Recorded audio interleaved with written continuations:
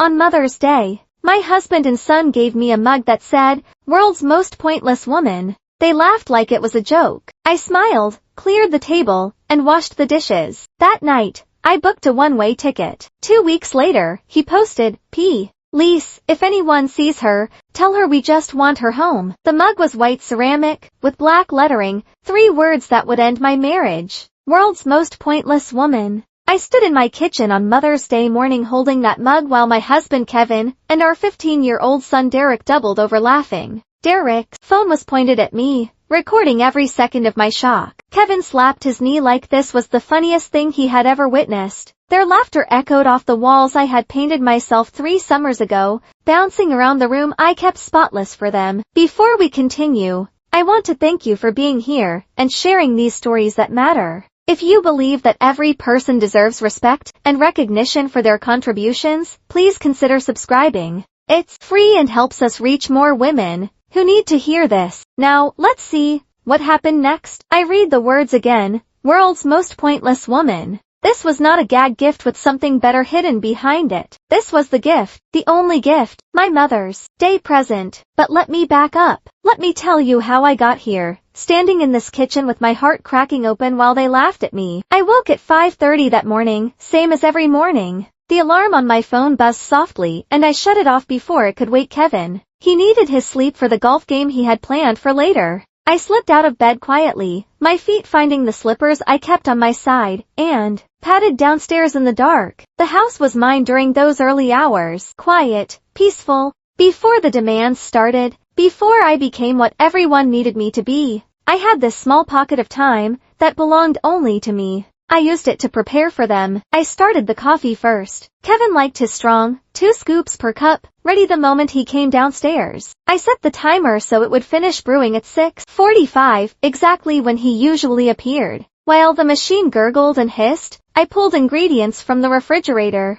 Blueberries I had bought fresh yesterday. Eggs from the carton I kept on the middle shelf. Bacon from the butcher, the thick-cut kind Derek preferred. I mix deep pancake batter from scratch because the box kind never tasted right. I fried bacon until it was crispy but not burnt, the way Kevin insisted it should be. I sliced strawberries and arranged them in a pattern on the good china plates, the ones we only used for special occasions. I wanted today to feel special. I wanted them to notice. The kitchen smelled like cinnamon and vanilla and hope. Pathetic hope, looking back now, but in that moment, I believed this year might be different. I believed they might see the effort, might acknowledge the love I pour into every small gesture. I set the table with care. Forks on the left, knives on the right, napkins folded into triangles. I used the crystal bowl Kevin's mother gave us as a wedding gift for the fruit salad. I polished 2 smudges off the surface with my apron before filling it. Everything had to be perfect. Derek's baseball uniform was already hanging by the door, washed and pressed. His cleats were clean, laces replaced last week, when I noticed the old ones were fraying. His water bottle was filled and waiting in the refrigerator.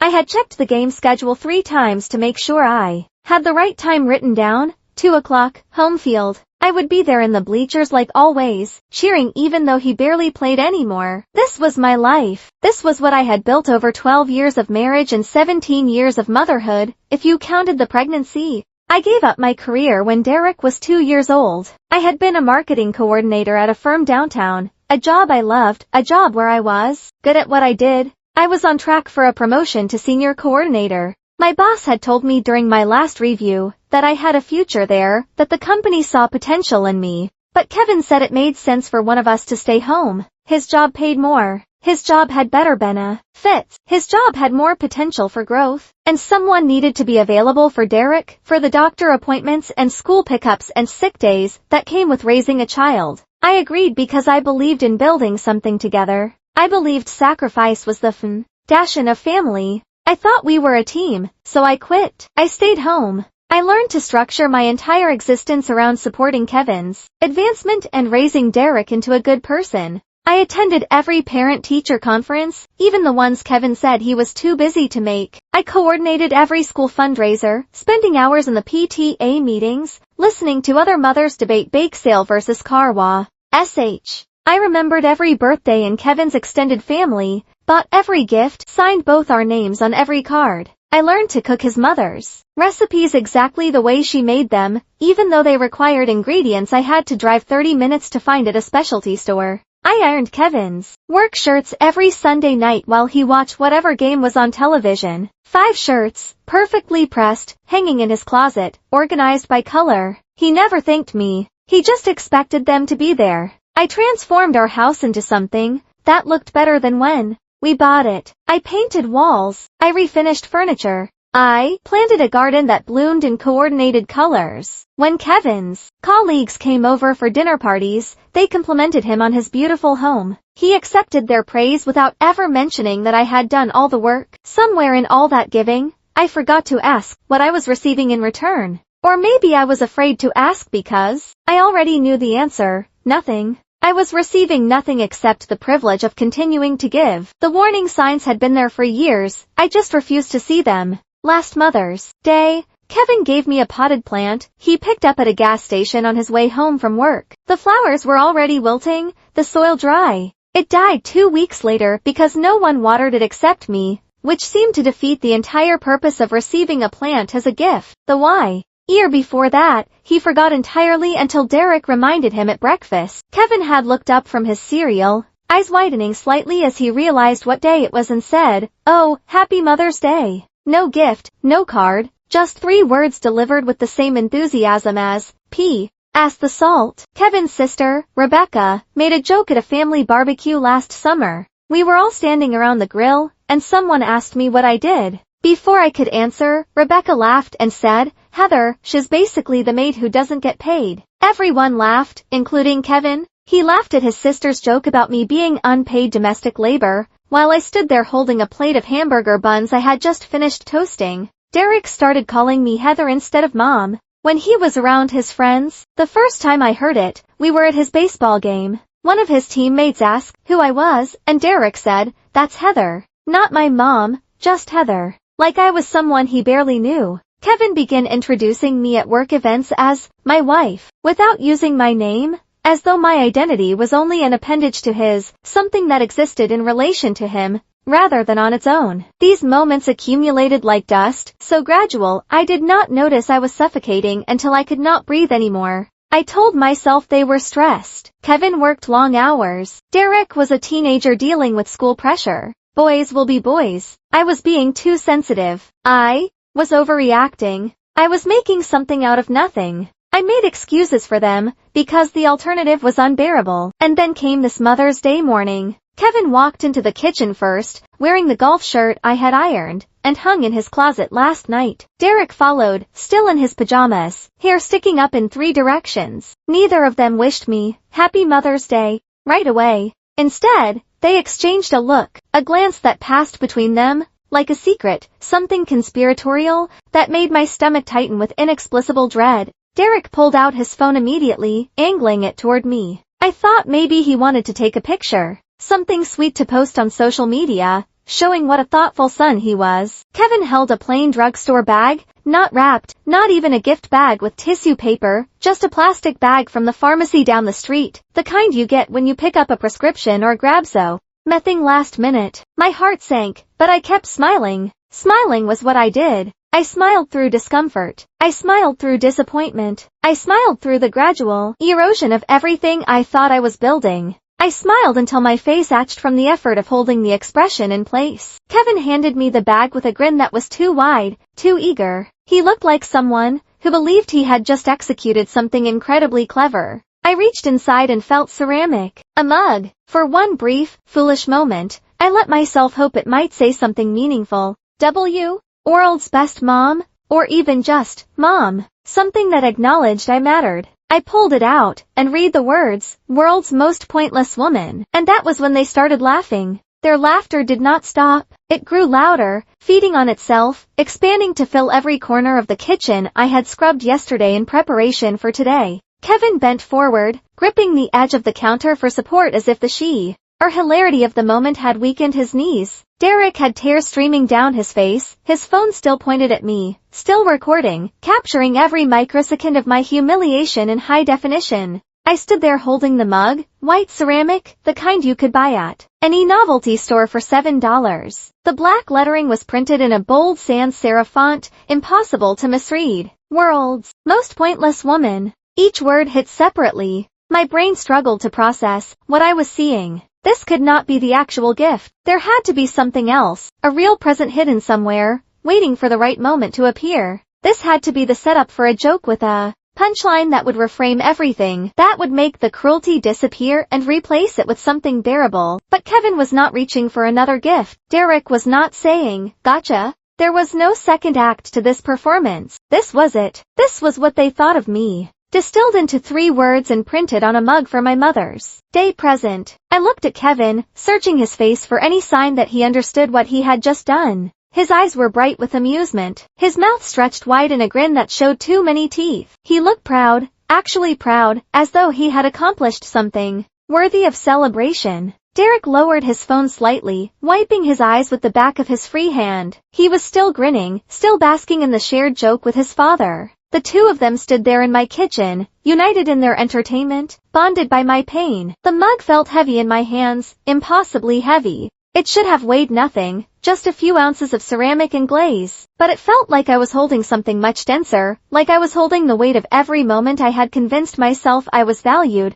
when I was only Tolera. Ted. Every time I had made excuses for them, every time I had told myself I was being too sensitive, every sacrifice I had made believing it was building towards something, all of it was in this mug. All of it reduced to a punchline. Kevin finally stopped laughing long enough to speak. He wiped his eyes dramatically and said, "Your face. Oh man, your face was perfect." "Derek, did you get that?" Derek nodded, replaying the video on his phone screen. "Got it. This is gold." Gold. My shock was gold to them. My hurt was content to be shared and laughed at by people who did not even know me. I opened my mouth to say something. I'm not sure what I intended to say. Maybe I was going to ask if they were serious. Maybe I was going to tell them this was not funny. Maybe I was going to ask why they thought this was acceptable. But before any words came out, I heard myself laugh instead. It was not a real laugh. It was a sound I made with my throat and mouth, a performance of amusement that my body produced automatically after 12 years of training.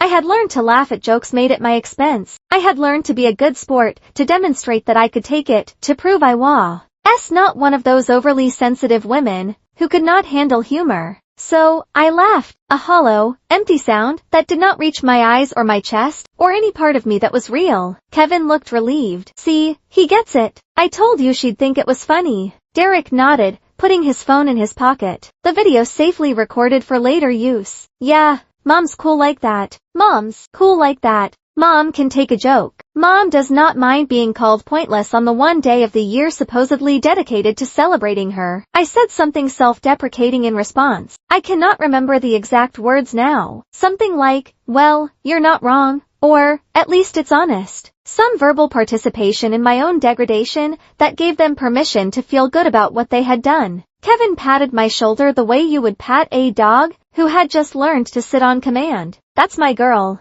Always such a good sense of humor." Then he turned away from me and sat down at the table. Derek followed, dropping into his usual chair, with the casual ease of someone who had not just participated in emotional cruelty. They began eating the breakfast I had prepared, the pancakes I had made from scratch, the bacon I had cooked to the exact texture they preferred, the fruit I had arranged on the good china. They ate and talked like nothing had happened. Kevin mentioned his golf tee time was at even, so he would need to leave by 10:30. Derek reminded him about the baseball game at 2. Kevin asked if Derek had studied enough for his finals. Derek shrugged and said probably. Neither of them thanked me for breakfast. Neither acknowledged the food, the effort, the hour I had spent preparing it all while they slept. Neither apologized for the mug. Neither asked if I was okay. I stood near the counter, still holding the mug, listening to their conversation. My mind felt strangely detached from my body. I was watching the scene from somewhere outside myself, observing this woman in an apron holding a cruel gift, while her family ate and laughed and planned their day around her absence. Something inside me shifted in that moment. Not dramatically, not with any external sign that they might have noticed. It was quieter than that, more fundamental. It was the sound of a door closing, the feeling of a decision being made without conscious thought. I was done. I set the mug down on the counter carefully. Then I began clearing the table. Kevin and Derek did not move to help. They never did. They simply leaned back in their chairs, while I reached around them to gather plates and silverware. I carried everything to the sink and turned on the water. We had a dishwasher, a good one I had researched and selected 2 years ago, but I washed the dishes by hand anyway. The mechanical repetition of it gave me something to do with my hands while my mind worked through what had just happened. The soap created bubbles. Tea hat smelled like artificial lemon. I scrubbed each plate thoroughly, rinsing away syrup and crumbs. Behind me, Kevin and Derek moved to the living room. I heard the television click on, the volume rising as they found some basketball game to watch. Their voices carried through the house, discussing player statistics and team rankings. Normal conversation, easy and comfortable, unburdened by any awareness that something had just broken irreparably in this family. I looked out the window above the sink. The garden I had planted was visible from here. The roses were blooming deep red and perfectly shaped because I tended them every week. I fed them specialized fertilizer. I pruned dead stems. I watered them during dry spells. Everything in this house flourished and thrived, and looked beautiful. Everything except me. I thought about the mug sitting on the counter behind me. World's most pointless woman. I thought about Derek's phone recording my shock, capturing my pain to be replayed and shared with people who would never know the context, who would only see the surface of the joke without understanding what it meant. I thought about Kevin's complete lack of awareness that he had just destroyed something that could not be repaired, his genuine belief that I would find this funny, that I would laugh along, that I would accept this latest dismissal of my worth with grace and humor. He did not know he had just ended our marriage. He did not know that the woman washing dishes at this sink was already planning her departure. He did not know that his pointless wife was about to become his ex-wife. I dried my hands on the dish towel, folded it carefully, and hung it on its designated hook. Then I walked past the living room where they sat watching television. Neither looked up, neither called out to me. Neither noticed I was leaving the room. I climbed the stairs to our bedroom and closed the door behind me. I sat down at the small desk in the corner where I kept the household files and opened my laptop. The screen glowed to life, casting blue light across my face. I opened a new browser window in incognito mode and typed one phrase into the search bar: one-way flights. My hands were shaking as I scrolled through options. Not from fear, not from doubt, from something else entirely. Something that felt like anticipation, like relief, like the first breath after being underwater too long. I was leaving. I just had to figure out where. Portland, or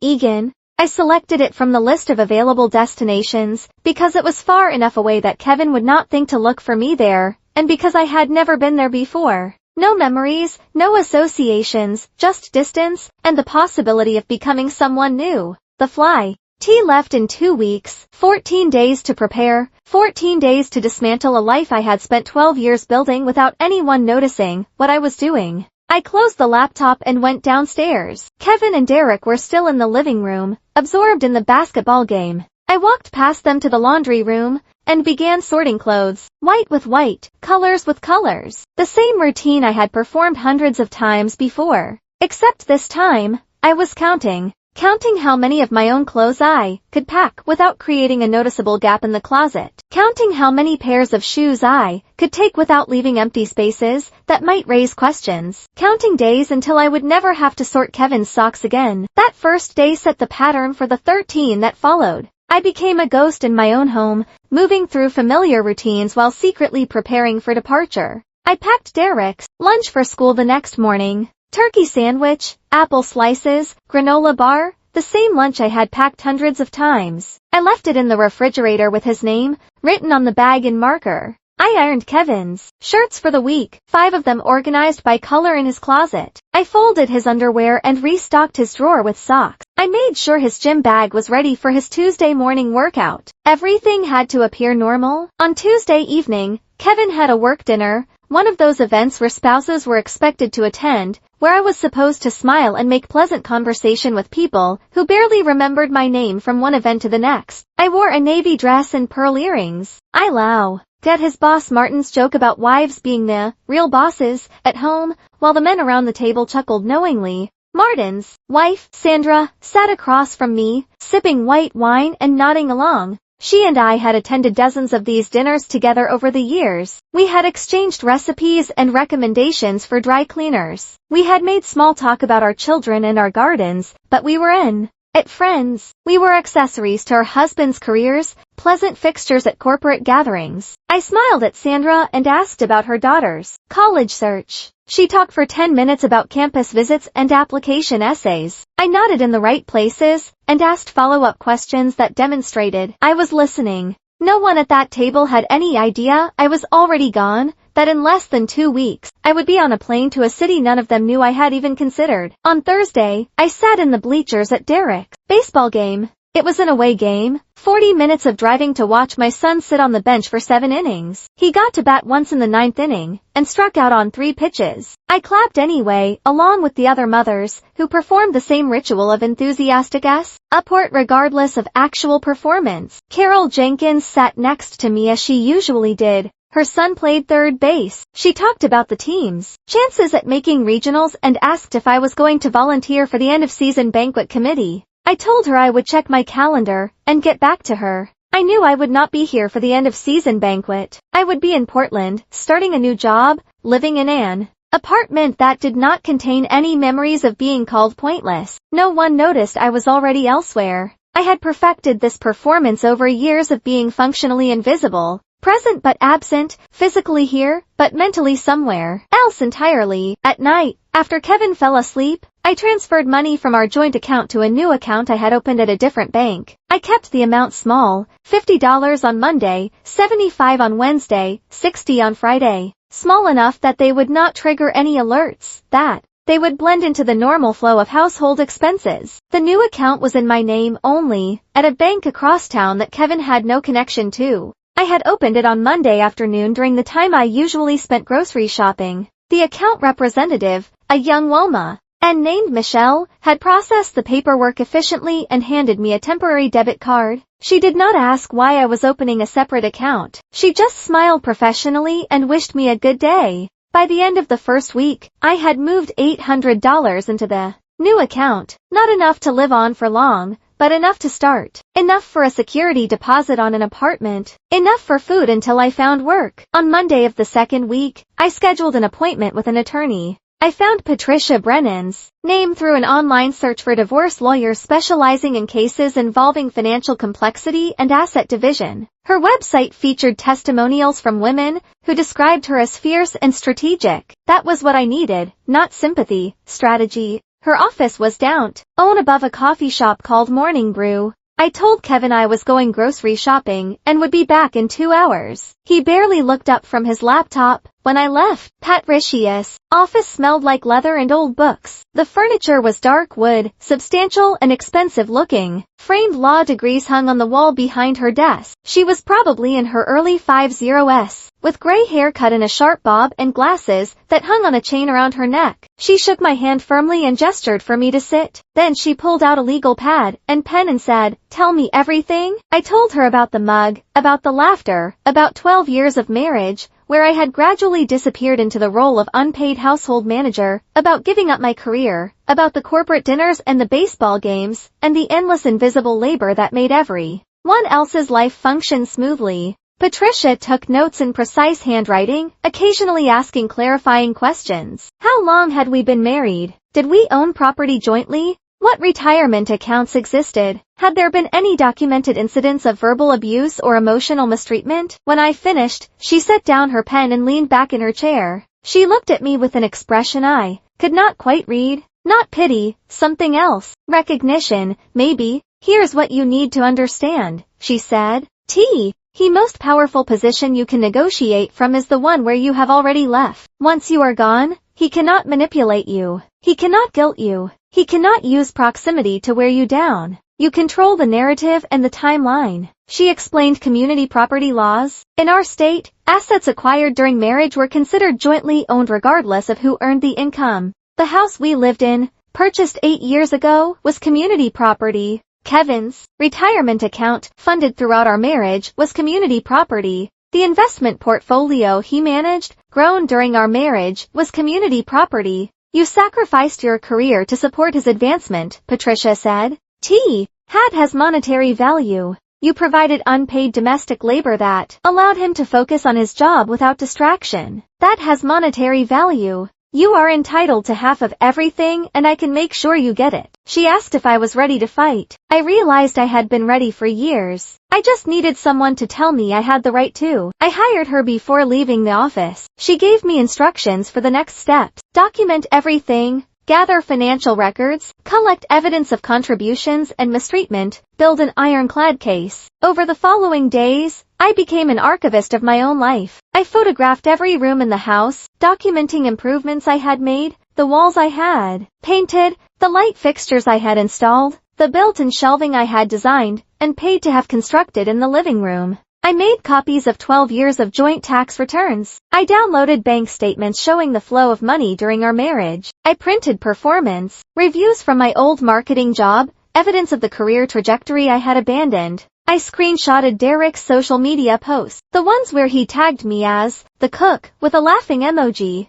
the Instagram story where he filmed me cleaning the kitchen and captioned it, F. Remade service, the TikTok where he joked about me being his personal Uber driver. I saved emails Kevin had sent to colleagues, the one where he complained about me wanting to attend a work event, calling me high maintenance for expecting to be included, the one where he made a joke about wives and their expensive hobbies, even though my only hobby was maintaining the home he lived in. Each piece of evidence was another brick in the wall I was building between my old life and whatever came next. The file grew larger each day. Documentation of contributions, proof of contempt, evidence that I had been here, that I had mattered, even if they never noticed. On the morning of my departure, I woke at 5:30 as usual. I made breakfast, pancakes again, though not the special ones from Mother's Day, just regular pancakes from the mix in the pantry. I set out Kevin's coffee mug and Derek's orange juice. They came downstairs at their usual times. Kevin mentioned he had a regional conference that would keep him out until late. Derek reminded me he had finals this week and would be studying at his friend Marcus' house after school. Neither asked about my plans. Neither noticed I was wearing the burgundy dress Kevin had once criticized. Neither saw the suitcase I had loaded into my car at dawn, hidden in the trunk beneath an old blanket. After they left, I walked through the house one fin at time. I did not cry. I did not feel sad. I simply observed rooms that would soon belong to someone else's life. I closed the door behind me without locking it. Let Kevin deal with that when he came home to an empty house. I drove to the airport with my hands steady on the wheel. The airport parking fees accumulated in long-term Lot C while I signed a lease for a furnished studio apartment in Southeast Portland. The landlord was a woman named Iris, probably in her late 60s, with silver hair laid back in a loose bun, and reading glasses hanging from a beaded chain around her neck. She met me at the building entrance, a narrow 3-story structure wedged between a vintage clothing store and a Thai restaurant. The neighborhood smelled like coffee and rain-soaked pavement. Tea. People walked past with canvas bags and bicycles, moving with the unhurried pace of those who had chosen this area specifically because it did not demand performance. Iris unlocked the street-level door and led me up 2 flights of stairs. The apartment was on the 3rd floor, Unit 3B. She handed me the keys without asking questions. No inquiry about why I was renting furnished, no curiosity about where I had come from or why I had arrived with only one suitcase. She simply pointed out where the thermostat was located, explained that trash pickup happened on Tuesdays, and mentioned the corner market stayed open until 11 if I needed anything. The apartment was small. One room that functioned as bedroom and living space combined with a kitchenette along one wall and a bathroom barely large enough to turn around in. The furniture was mismatched but clean. A futon with a faded blue cover. A small table with 2 chairs. A bookshelf holding books the previous tenant had left behind. The window looked out over narrow streets lined with old trees that were just beginning to show autumn color.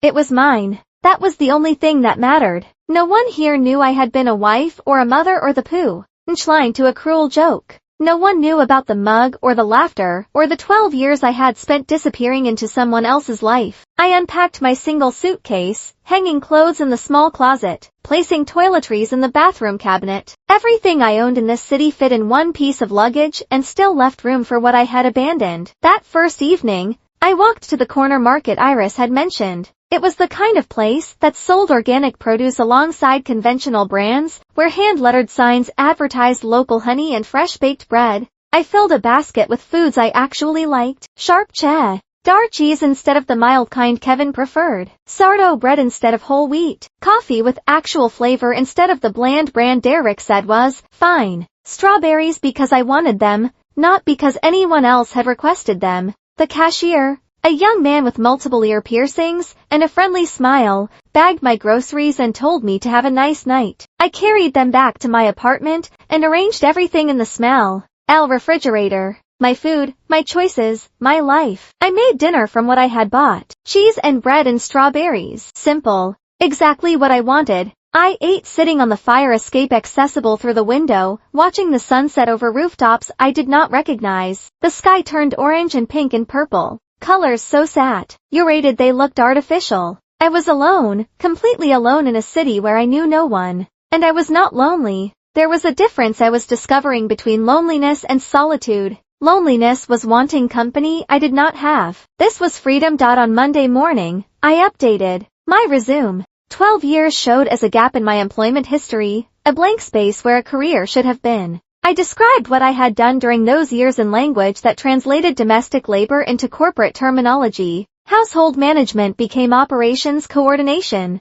Budgeting became financial planning. Volunteer work became project management and stakeholder relations. I applied to 17 positions at marketing firms throughout Portland. By Wednesday, I had received responses from 5. 3 were polite rejections citing my extended absence from the field. 2 requested interviews. The first interview was with a large corporate firm downtown. The hiring manager, a man in his 40s wearing an expensive suit, spent most of the meeting asking why I had taken so much time off, and whether I was truly committed to returning to work. He used phrases like rusty skills and outdated experience. I left that interview knowing I would not accept a position there, even if offered one. The second interview was different. Horizon Collective operated out of a converted warehouse in an industrial neighborhood that was being slowly transformed by artists and small businesses. The building had exposed brick walls and high ceilings with metal beams. Plants hung from hooks, creating small pockets of green throughout the open workspace. Simone Keller, the hiring manager, met me in a small conference room with a wall of windows overlooking the street. She had silver hair cut in a precise bob and wore dark framed glasses that gave her an air of sharp intelligence. She shook my hand firmly and gestured for me to sit. She reviewed my resume in silence for a full minute, her expression neutral.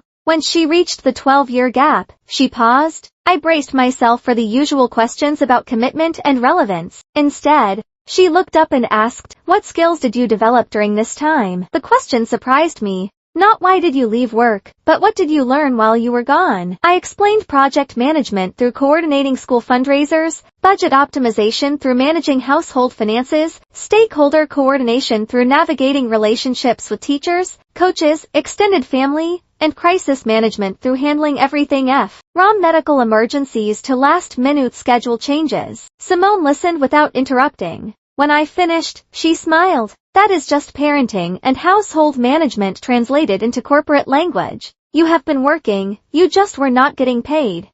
He explained that Horizon Collective specialized in marketing campaigns for non-profit organizations. The work required someone who could manage multiple projects simultaneously, communicate effectively with diverse stakeholders, and operate efficiently within tight budgets. Everything I had been doing for 12 years, just with different terminology. She offered me the position before I left the building. Marketing coordinator, handling campaigns for 3 to 5 non-profit clients at a time. The salary was modest but livable. The benefits included health insurance and 2 weeks of paid time off. I accepted before reaching the elevator. My phone had been on silent since I left home. On Thursday evening, I finally checked it. 43 text messages, 17 missed calls, 3 voicemails. The texts from Kevin followed a predictable progression: confusion first. Where are you? When are you coming home? Then annoyance. His is really inconvenient. Heather. Derek has a game and I have work. You need to come back and handle your responsibilities. Then anger. What kind of mother abandons her family? People are asking questions and I do not know what to tell them. The messages grew more desperate as days passed. At least tell me you are okay. You are scaring Derek. But Derek had not sent any messages. Kevin was using our son as leverage, assuming guilt would drag me back to a life I had already left. On Friday morning, exactly 3 days after my departure, Patricia sent the automated email I had drafted before leaving. Brief, professional, devoid of emotion. I have left. All future communication will go through my attorney. Patricia Brennan can be reached at the following email and phone number. Kevin's response arrived within minutes. Why? Oh, cannot just leave. This is abandonment. I will make sure everyone knows what you did. You will regret this. I did not reply. Patricia was right. He could not manipulate what he could not reach. I established new routines that belonged entirely to me. Morning runs along the Willamette River, where the water reflected whichever mood the sky was in that day. Other runners nodded in passing, a silent acknowledgement of shared space and purpose. No one asked where I was going, or when I would be back. Afternoons, I worked at a cafe called Bread and Ink. The barista, a woman in her 20s with short purple hair, earned my order after 2 visits. Black coffee with 1 sugar. She started preparing it when she saw me walk through the door. This small recognition, this being seen and remembered for something as simple as how I took my coffee, felt profound. Evenings, I attended a pottery class at a community center 6 blocks from my apartment. The instructor, a patient man named Robert, who had been throwing pots for 40 years, taught us to center clay on the wheel and shape it with steady hands. Most of what I made collapsed or cracked. Robert said that was part of learning. At everything you create will be perfect, and that is acceptable. I read novels I chose for myself. Literary fiction that Kevin would have called pretentious. Mystery series Derek would have found boring. I took long baths without anyone knocking on the door asking when I would be finished. I ate dinner at 9 o'clock because I felt like it, not because family meal time had been designated for 6:30. I discovered I genuinely enjoyed my own company. I was not the boring, pointless woman they had labeled me. I was simply a woman who had never been given space to be herself. 2 weeks into my new life in Portland, I was sitting in Bread and Ink with my laptop open, working on a campaign proposal for a homeless youth organization, when my phone buzzed with a notification I had not expected to see. Someone had tagged me in a Facebook post. I had left my account active, but dormant, not posting or engaging since my departure. The notification came from K.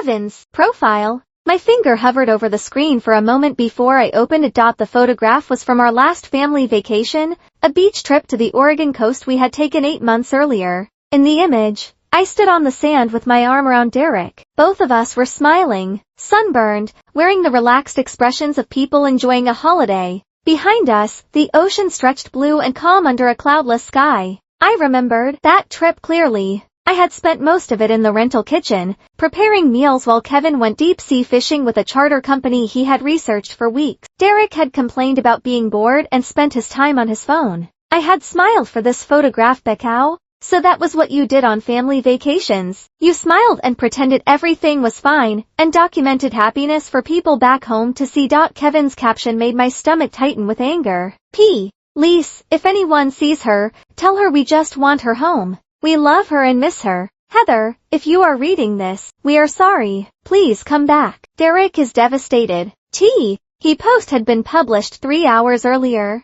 It already had over 200 reactions and 60 comments. I scrolled through them slowly, reading each one. His colleague Brian from the regional office, praying for you, man. Hope she comes home safe. Our neighbor Margaret. Oh, Kevin, this is so heartbreaking. We are all thinking of you and Derek. Sandra from the work dinners, sending strength to your family during this difficult time. The narrative Kevin had constructed was masterful in its manipulation. He was the devoted husband desperate for his wife's safe return. Derek was the traumatized son missing his mother. I was the unstable woman who had inexplicably vanished, possibly experiencing a mental health crisis that made me a danger to myself. No one questioned his version of events. No one asked why a dedicated wife and mother who had spent 12 years sacrificing everything would suddenly disappear. They simply accepted that I was the problem, that something was wrong with me, that Kevin and Derek were the victims of my irrational behavior. I closed the laptop and left the cafe. Back in my apartment,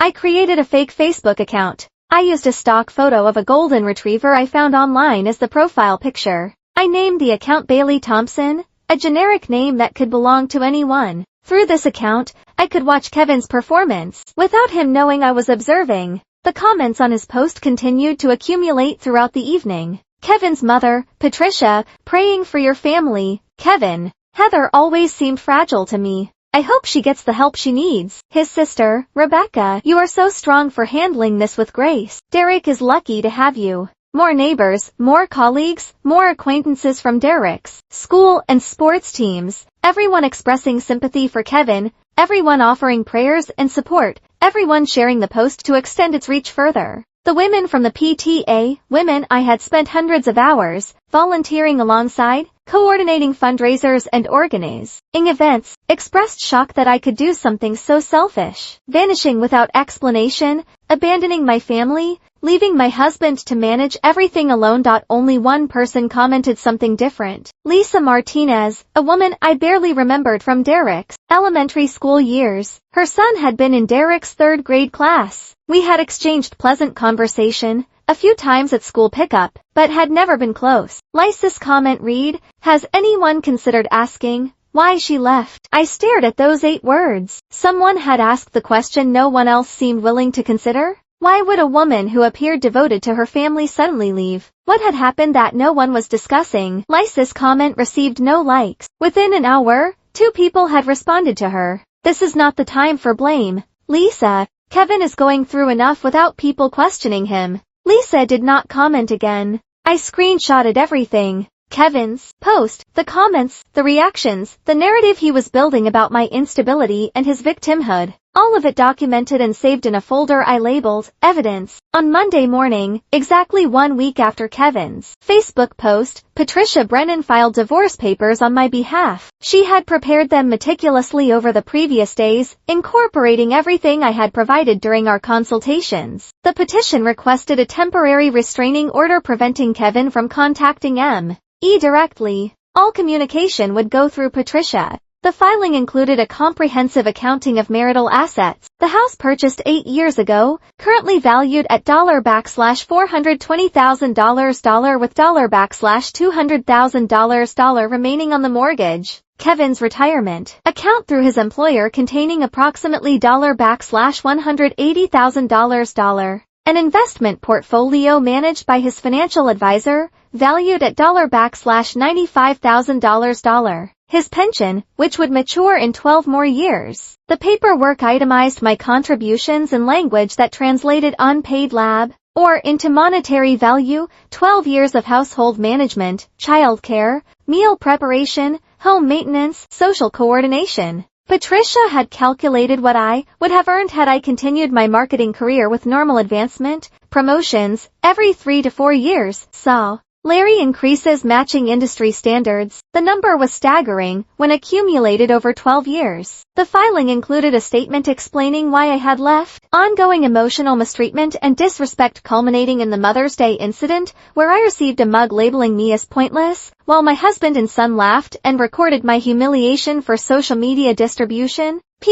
Patricia arranged for the papers to be served to Kevin at his office. She selected timing deliberately. Wednesday afternoon during a meeting with his regional manager and 2 colleagues. The process server entered the conference room, asked for Kevin Caldwell by name, and handed him the envelope in front of everyone. Maximum impact, maximum humiliation. I felt no guilt about the public nature of the service, only satisfaction that he would experience a fraction of what I had felt standing in that kitchen holding the mug. That evening, I made a decision. I reactivated my own Facebook account, dormant since my departure. My profile photo was outdated, showing a version of myself from 3 years ago at a company picnic, smiling in a way that no longer resembled how I looked or felt. I had taken a photograph of the mug before leaving. A simple image with the mug centered against a white background, the black lettering clearly legible. World's most pointless woman. I uploaded this photograph and wrote a caption. On Mother's Day, my husband and son gave me this mug. They laughed like it was a joke. I smiled, cleared the table, and washed the dishes. That night, I booked a one-way ticket. To everyone asking where I went somewhere I am not pointless. I did not tag Kevin. I did not tag Derek. I did not name them or provide additional context. I simply stated facts and let the image speak for itself. I posted it at 9:30 on Wednesday evening and closed the laptop. I did not watch for reactions. I took a bath, read 3 chapters of the novel on my nightstand, and went to sleep. By morning, the post had been shared 500 times. By noon, 3,000 times. My phone, which I had silenced, showed 147 notifications. When I finally checked it, messages from women I had not spoken to in decades. College friends, former co-workers, distant relatives. I always knew something was wrong. You were too good for him. Thank you for sharing this. My ex did similar things. The comments on my post overflowed with support and recognition. Women sharing their own stories of being diminished, of being treated as functionaries rather than partners, of being expected to laugh at their own devaluation. More significantly, the narrative around Kevin's post shifted dramatically. People began commenting with questions. Why had he given his wife such a cruel gift? What kind of husband treats the mother of his child with such disrespect? The sympathetic reactions turned skeptical. The prayers turned to criticism. Several women who had attended those corporate dinners with their own husbands sent private messages. Sandra, who had sat across from me, at the table making small talk, wrote, "I always sensed something was off in how he spoke to you. I am sorry I never said anything." Kevin's Facebook post was suddenly recontextualized, not as the plea of a desperate husband, but as the manipulation of a man trying to control a narrative that was slipping away from him. I watched it unfold through my fake Bailey Thompson account, documenting everything with screenshot. The shift in public opinion, the questions people were finally asking, the recognition that maybe, just maybe, the devoted wife had not left without reason. Kevin attempted damage control that evening. He posted a lengthy statement claiming the mug had been a joke taken out of context, that he had never intended to hurt me, that he loved me and wanted to work on our marriage. The post was carefully worded, likely reviewed by someone with communications experience, but it rang false. The comments section became a battlefield. Some people defended him. Most did not. The conversation had changed and he could not change it back. I closed the laptop and looked out my apartment window at the Portland evening settling over unfamiliar street. The public narrative was no longer his to control. The private truth was finally becoming visible. 3 days after my post went viral, Kevin published his response. I was at Horizon Collective when the notification appeared on my phone. Simone had just assigned me a Campaign GN for a literacy nonprofit, and I was reviewing their previous marketing materials when the screen lit up with Kevin's name. The post was long, much longer than his usual social media activity, the kind of statement that had clearly been drafted and revised, possibly with input from someone who understood public relations. The tone struck a careful balance between contrition and self-defense. He claimed the mug had been a joke taken out of context. He insisted he had never intended to hurt me. He said he loved me and wanted to work on our marriage. He described himself as devastated by my departure and shocked by the public attention our private matter was receiving. He claimed he had always supported me and could not understand how I had interpreted a harmless prank as deliberate cruelty. The language was polished, professional, almost convincing if you did not know the truth behind the words. The comments section told a different story. Women who had experienced similar treatment recognized the deflection immediately. They called him out with brutal clarity. This is classic gaslighting. You humiliated your wife and now you are playing victim. The fact that you still call it a harmless prank proves you do not understand what you did. Some men defended him, though their defenses were weak and uncomfortable. Everyone makes mistakes. Maybe she is overreacting. But even these comments received pushback from others, who could see through the performance. What surprised me most were the private messages that began arriving from women I had spent years making polite conversation with at Kevin's work events. Sandra, who had sat across from me at corporate dinners discussing her daughter's college applications, sent a message that made my throat tight. I always thought he was dismissive of you. The way he talked over you at dinners made me uncomfortable, but I never said anything. I'm sorry for that. I am glad you got out. 3 other wives from Kevin's company sent similar messages. They had all noticed. They had all felt uncomfortable. They had all stayed silent because it was not their place to intervene in someone else's marriage.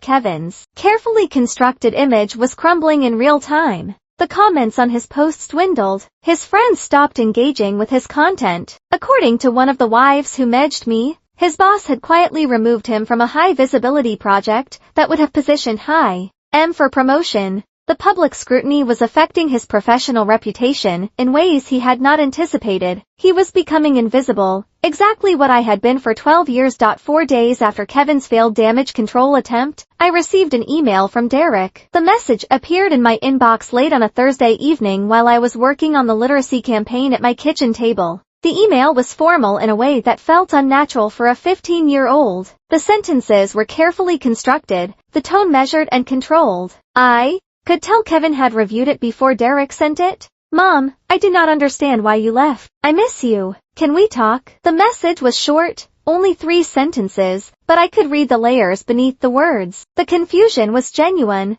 Derek was 15, old enough to recognize cruelty when he saw it, but young enough to still believe his father's narrative about jokes and overreactions and wives who could not take harmless pranks. I sat with the email for an hour before responding. I wrote and deleted 3 different versions before settling on something that balanced firmness with compassion.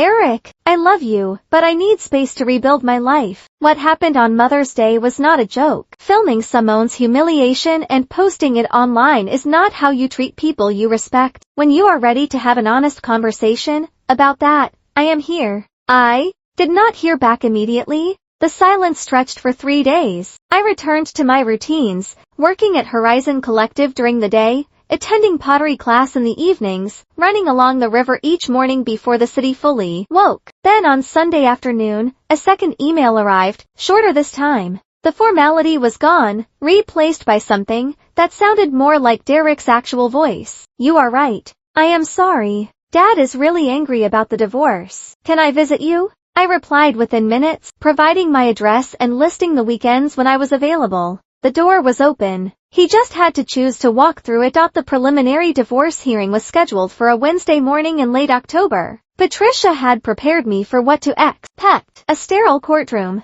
a judge who had heard hundreds of similar cases, arguments from Kevin's attorney attempting to minimize my contributions and maximize his entitlement. The courtroom smelled like floor polish and old coffee. Fluorescent lights hummed overhead, casting everything in a flat institutional glow. Kevin arrived wearing a tailored navy suit that I had helped him select 2 years ago for a regional conference. He looked every inch the successful professional, wronged by circumstances beyond his control. His attorney was exactly what I expected, a man in his 60s with silver hair and an expensive watch, carrying himself with the casual arrogance of someone accustomed to winning. He sat beside Kevin at the plaintiff's table, reviewing documents with an air of bored confidence. Patricia sat beside me wearing a practical gray blazer and minimal jewelry. Her demeanor was calm, focused, completely unruffled by the performance happening across the aisle. She had told me during our preparation that judges saw through theatrics quickly. What mattered was documentation and law.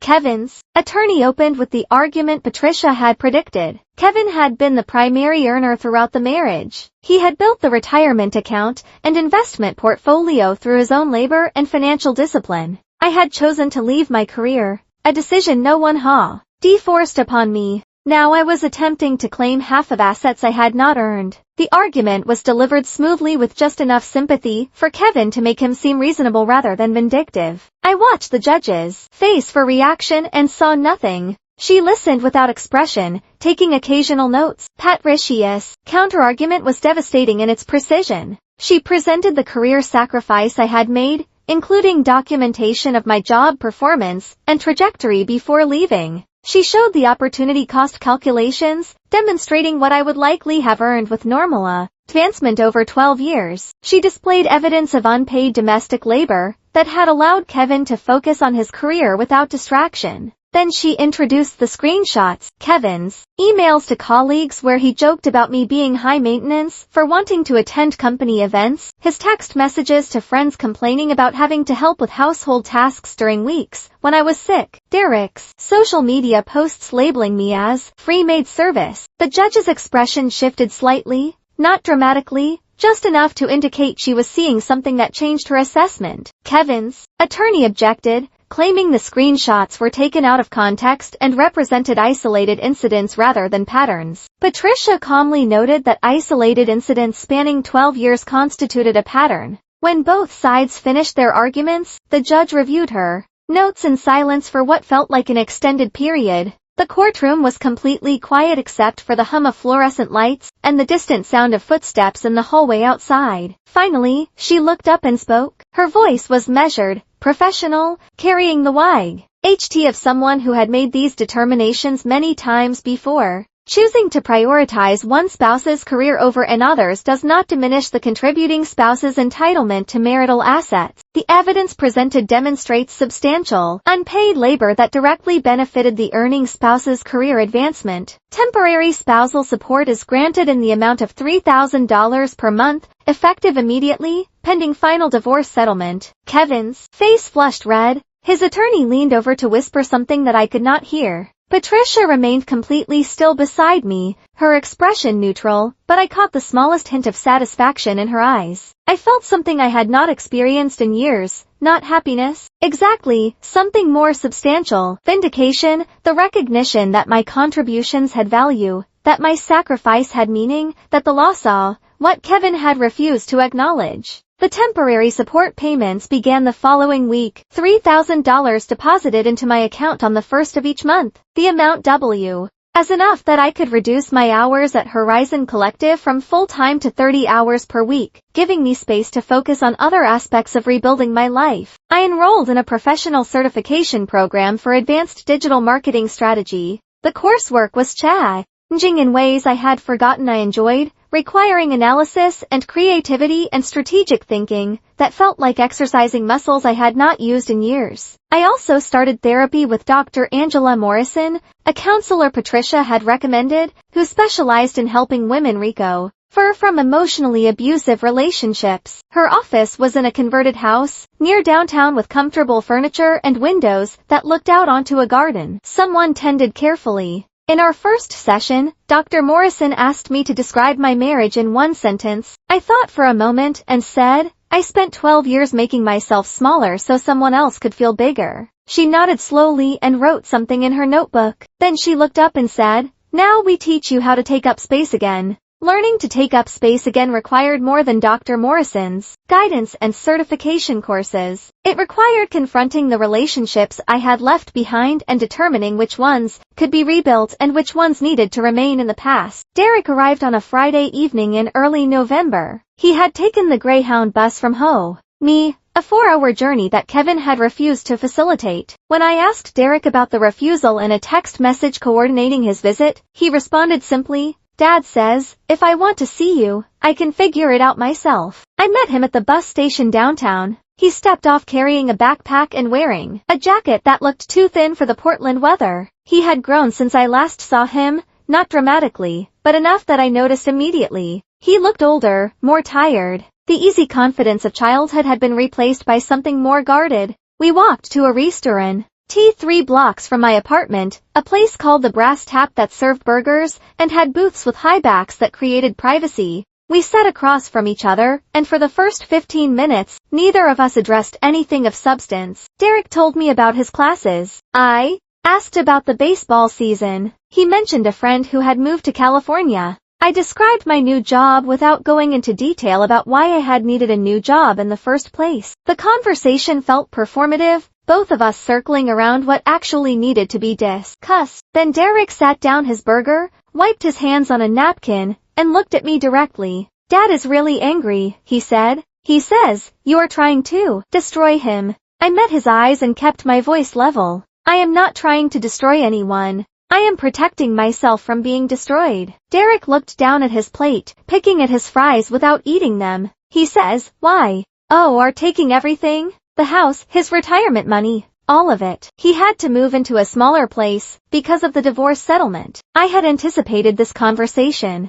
Patricia had warned me that Kevin would use Derek as a messenger, would present himself as the victim of an unfair system designed to punish men. I chose my words carefully. Derek, the settlement was determined by a judge based on state law. Assets accumulated during a marriage are considered jointly owned regardless of who earned the income. I gave up my career to support your father's advancement and to be available for you. That sacrifice has value. I am not taking anything that is not legally mine. He continued picking at his fries. He makes it sound like you just left because you were bored or something, like you got tired of being a mom and decided to start over. Is that what you think? Derek hesitated. I do not know what to think. You were just gone. One day you were there making breakfast like always, and the next day you were gone and Dad was freaking out, and everyone at school was asking if I was okay. I leaned forward slightly, keeping my hands visible on the table. See? And I ask you something honestly.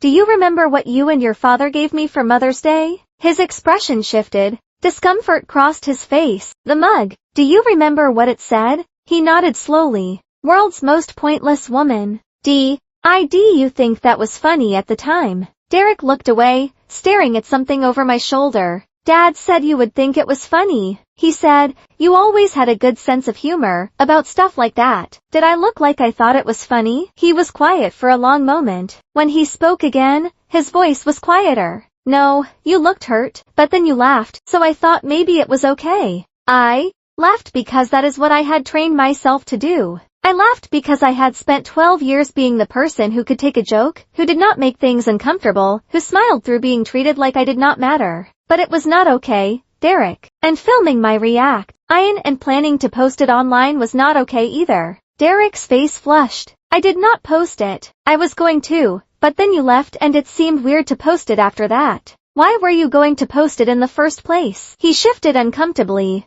I do not know. Dad thought it would be funny, like showing that our family could joke around with each other at my expense. I guess I did not think about it like that. Then I took a breath and chose my next words carefully. Eric, I need you to understand something. I did not leave because I was bored or tired of being a mother. I left because staying was destroying who I was as a person. I had made myself so small, had given up so much of myself that I barely existed anymore except as someone who served other people's needs. The mug was not the cause. It was just the final piece of evidence that showed me how little I was valued. Derek met my eyes again. Was it really that bad living with us? I did not sugarcoat it. Yes, it was. We sat in silence for several seconds. The restaurant noise continued around us, other conversations and laughter from other tables, but our booth felt isolated from all of it. I am sorry, Derek said finally. I never thought about it that way. I just thought that was how things were. Dad worked and you did everything else. I did not think about whether it was fair. You were a child. It was not your responsibility to think about whether your parents' marriage was equitable. But you are not a child anymore.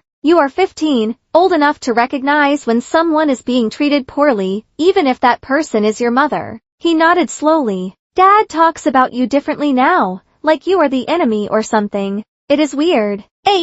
Oh, do you feel about it? I do not know. Confused, I guess. I miss how things used to be, but I am also starting to understand why you could not stay. He paused, then added, can I visit again? Like regularly? Yes, anytime you want. The door is always open. We talked for 3 more hours. Derek asked about my job, my apartment, what Portland was like. I asked about his plans for college, whether he was still playing baseball, how he was handling his father's anger. The conversation was not perfect. There were awkward pauses and moments of discomfort, but it was honest in a way our previous relationship had never been. 6 months after my departure, the divorce was finalized. I returned to the same courthouse, the same sterile room with fluorescent lighting and the smell of floor polish. Patricia sat beside me. Kevin sat across the aisle with his attorney, both of them wearing expressions of barely concealed frustration. The judge reviewed the final settlement agreement and declared the marriage legally dissolved.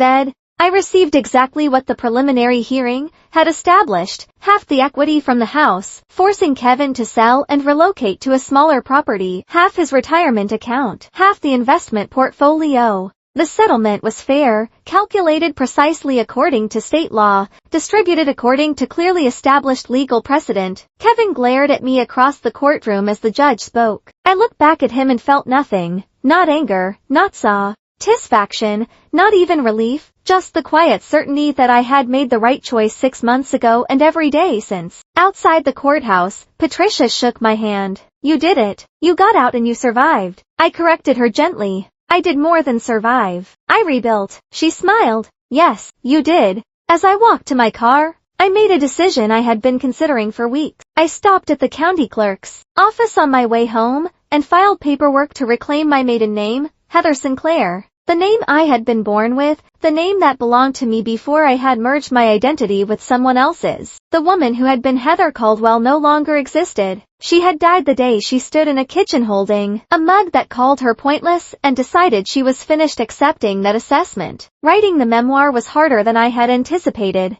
Not because I lacked material, but because revisiting those 12 years required acknowledging how much of myself I had systematically given away. How many preferences I had forgotten, how many dreams I had abandoned, how completely I had lost my own voice. I wrote in the evenings after work, sitting at my small kitchen table with coffee that went cold while I typed. I wrote about the Mother's Day mug, but also about the 1,000 smaller cruelties that had preceded it. The dismissive comments, the forgotten anniversaries, the constant expectation that I would absorb disappointment with grace and humor. Rebecca, my literary agent, read the first draft and called me within hours.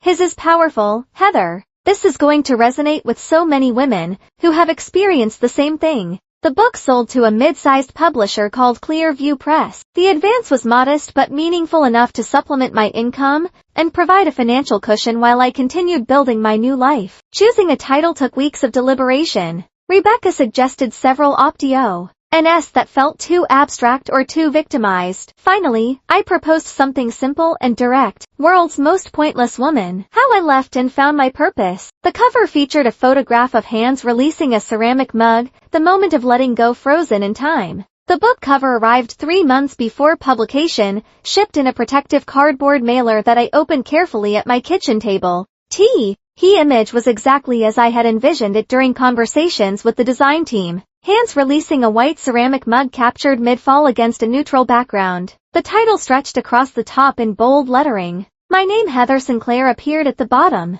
I held the mock-up and felt something shift inside me. This was real. My story, the one I had been afraid to tell for 12 years, was about to become public in a way that extended far beyond a single Facebook post. The publication date was set for early May, 1 year after the Mother's Day that had changed everything. Rebecca had suggested the timing deliberately. The symbolism would not be lost on readers or media outlets covering the release. Early reviews began appearing 6 weeks before publication. Publishers Weekly called it an unflinching examination of emotional abuse disguised as family dynamics. Kirkus described it as essential reading for anyone questioning whether their sacrifice has crossed into self-erasure. Women's magazines requested interviews. Podcast hosts reached out asking if I would discuss the book on their programs. The attention was overwhelming at first. I was accustomed to working behind the scenes at Horizon Collective, creating campaigns for organizations rather than being a subject of public interest myself. But Rebecca coached me through media training, teaching me how to speak about painful experiences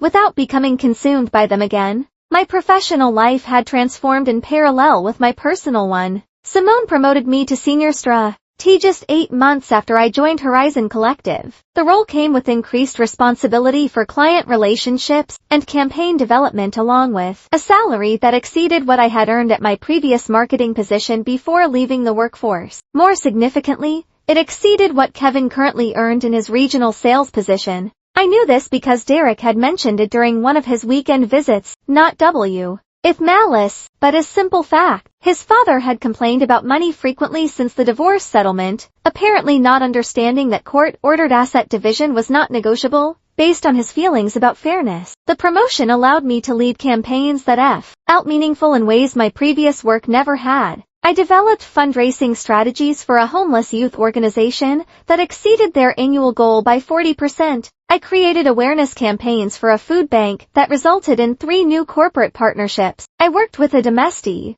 violence prevention nonprofit on messaging that reached communities previously underserved by their programs. My colleagues sought my input on major decisions. They valued my perspective and incorporated my ideas into their own work. When questions arose about target audiences or messaging strategies, people came to my office to ask what I thought. Being seen as competent, being recognized for contributions, being valued for expertise rather and tolerated as infrastructure. These experiences felt revolutionary even though they should have been ordinary. Conference invitations arrived regularly. Organizations focused on women's professional development wanted me to speak on panels about career re-entry after caregiving gaps. I traveled to Seattle, San Francisco, Denver, speaking to audiences of women who had made similar sacrifices and were considering similar returns. After each presentation, women approached me with their own stories. They had left careers for family obligations. They had disappeared into supporting roles. They had absorbed disrespect so gradually they had not recognized it was happening until they could barely breathe under its weight. Many were still living in those situations, trying to determine if leaving was possible, or wise or worth the disruption it would cause. I responded to every message that came through my website or social media.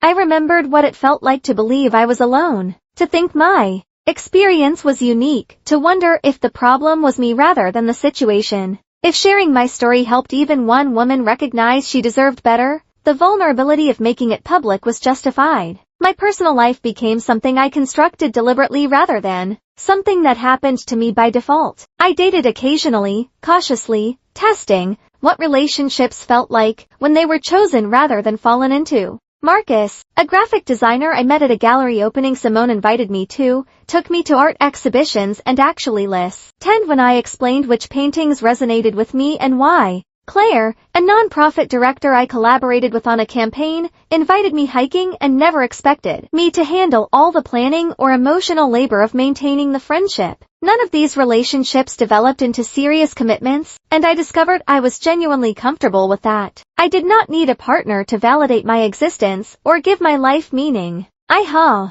learned to value my own company, to enjoy solitude without experiencing it as loneliness. The friendships I cultivated were reciprocal in ways my previous relationships had not been. Simone texted me articles she thought I would find interesting, and I did the same for her. We met for lunch and discussed work challenges and personal struggles with equal investment in each other's experiences. Iris, my landlord, invited me for tea in her apartment every few weeks and told stories about her own divorce 30 years earlier, about rebuilding her life, when social support for such decisions was far less common. The women in my hiking group celebrated my victories and offered support during setbacks without keeping score of who had contributed what to whom. Relationships, I was learning, could be balanced and life-giving rather than extractive and depleting. Derek visited most weekends now. He was 17, taller than Kevin, preparing college applications with the seriousness of someone who understood these decisions would shape his future. We cooked dinner together in my small kitchen, experimenting with recipes neither of us had tried before. He asked questions about my work, my memoir, the speaking engagements that were beginning to fill my calendar. He told me about Afi, his girlfriend of 6 months. She was a year ahead of him in school, planning to study environmental science at Oregon State. Derek described her as kind and smart and unwilling to tolerate disrespect from anyone, including him. I liked her immediately without having met her. He also told me with careful neutrality that Kevin had been dating someone new, a woman named Jennifer, who was 32, a full decade younger than me. Derek described her as nice, but already showing signs of exhaustion from trying to meet Kevin's expectations while maintaining her own career as a dental hygienist. I do not want to become like Dad, Derek said one evening while we were washing dishes after dinner. I do not want to make someone feel the way he made you feel. I dried a plate carefully before responding.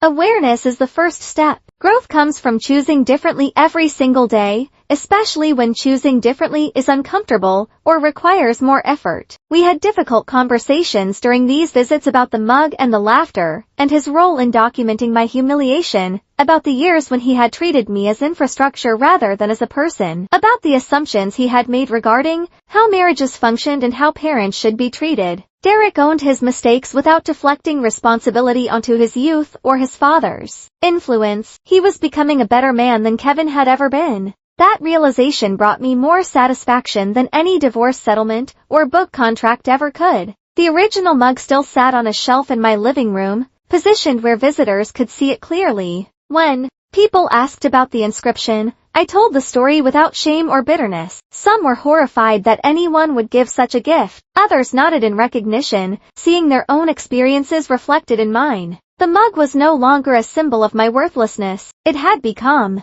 A testament to transformation, tangible proof that we can take the worst things done to us and convert them into fuel for becoming something better. My memoir would release in 6 weeks. Early reviews were strong. A film production company had expressed serious interest in adaptation rights. I had been invited to speak at a women's leadership conference in Chicago attended by over 2,000 people annually. None of this had been part of any plan because I had not had a plan when I left. I had only known I could not stay. The revenge I had taken was not dramatic or violent. It was simply refusing to participate in my own diminishment. It was building a life so undeniably fulfilling that everyone who had accepted Kevin's narrative was forced to reconsider their assumptions. I had proven that the pointless woman was never pointless. She had just been waiting for permission to demonstrate her worth. I gave myself that permission and everything changed. The woman I became was not the woman I had been. And before marriage, that person was gone,